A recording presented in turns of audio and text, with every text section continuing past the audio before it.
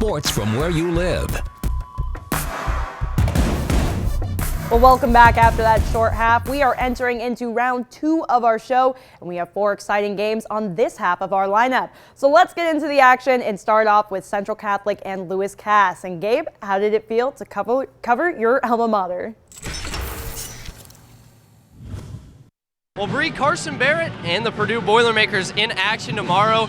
Drake Barrett and his team, the Lafayette Central Catholic Knights, in action on the road tonight against the Lewis Cass Kings. And the Knights trying to snag the crown from the Kings. To the first quarter we go. CC's Albert Schwartz goes up and drops it in for 2. Knights getting it rolling. Kings now with the rock, and big man Luke Chambers responds with a bucket of his own with pressure. Lewis Cass looking strong in the post, and strength from Lewis Cass, but IQ from the Knights and some ball movement will open up Ben Mazer for a crafty bucket. CC gets some much needed momentum. Knights again with the ball, and Bobby Mesker with the handles and the pass, and Ben Mazer with the 3-ball. Knights get the gears turning. Lewis Cass back with the ball in hand, and Hayden McLean will kiss it off the back iron and get the bucket to fall. Lewis Cass responds and just keeps the momentum going.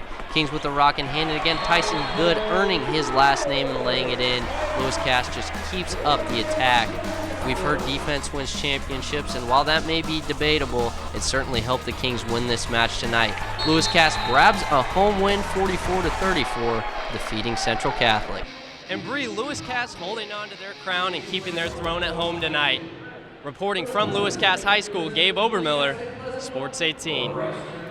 Thank you so much, Gabe. You did an amazing job. Moving a bit closer to home now, the Red Devils taking on Rossville Hornets. Both teams hovering around 500. The West Side Band was definitely undefeated tonight. All right, into the action we go. Rossville's Kane Gardner grabs his own miss and says, "Let me try that again."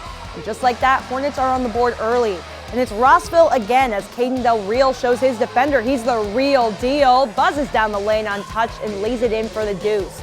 Del Real led the way for the Hornets with 13 points. But no matter what Rossville threw at the Red Devils, Westside was in control of this one from start to finish. Donovan Loudermill drains the triple to put his team back in the lead, and it would basically be like this all night long. And this guy was a big reason why. Divine Adeyanju had a day in February, and he drives it to the hoop there, and he'd have plenty more where that came from. The senior finished with 14 points and 13 rebounds, and what a way to end the regular season as West Lafayette downs Rossville 66-46. And with that conclusion of that game, we are halfway through the second half of our show, which means it's time for me to stop talking and give the floor over to our road warrior who traveled far and wide to bring you some great games like she has all year. Sports 18's Maddie D'Addario shares with us how her games went in White County. And Maddie, I have a question for you. Are you sad that basketball season is almost over? Come on, Bree, you know the answer to that. Of course I am. Regular season play flew by for sure, and I'm excited to see what these teams can do in sectionals next week. But before we worry about that, Tri-County was looking to get one final dub before they hit postseason. The Tri-County Cavaliers face off against the Pioneer Panthers for senior night. Both of these teams started off hot from the jump. First possession of the game, the Pioneers' Braden Erickson making a statement, draining this one for 3. But that did not go unanswered. It's the Cavs' turn now, and Sammy Bunjan hits the jumper, putting Tri-County on the board. And the Cavs were fierce on defense tonight. Check out this block brought to you by Eric Zarks and Connor Ross. Tri-County really got into a groove early. Kobe Ballard, great name for a basketball player, gets a breakaway down the court, and Bunjan is there to finish the job at the net. The first quarter finish at just a 2-point game. The Cavaliers were able to run away with it in the second and then seal the deal in the third and fourth. Tri-County wins 61-47.